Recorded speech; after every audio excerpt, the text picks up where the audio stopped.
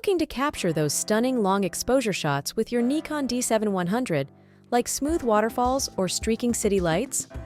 Here's a simple step-by-step guide to setting up and executing the perfect long exposure photo. Step 1. Set up your camera on a tripod. If you have one first, secure your Nikon D7100 on a sturdy tripod. This prevents any camera movement, which is crucial for sharp long exposure shots. Step 2. Switch to manual mode. Turn the mode dial on your camera, located on the top left of the camera body, to M for manual mode. This will give you complete control over both shutter speed and aperture settings. Step 3. Adjust the shutter speed. To change the shutter speed, rotate the main command dial on the back right of the camera. Set your shutter speed to several seconds, or longer, depending on how much motion blur you want in your photo.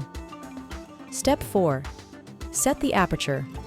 Using the sub-command dial, near the shutter release button, set a small aperture, high f number, to both increase depth of field and limit the amount of light entering the camera, helping to prevent overexposure during long exposures. Step 5. Select a low ISO. Press the ISO button, located on the back left side of the camera, and adjust it using the main command dial.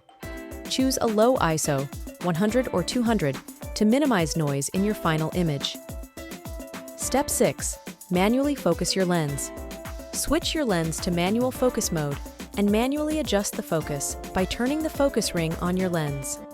This prevents the autofocus from mistakenly adjusting during your long exposure. Step 7. Take your photo. Review your settings, and when you're ready, take a photo.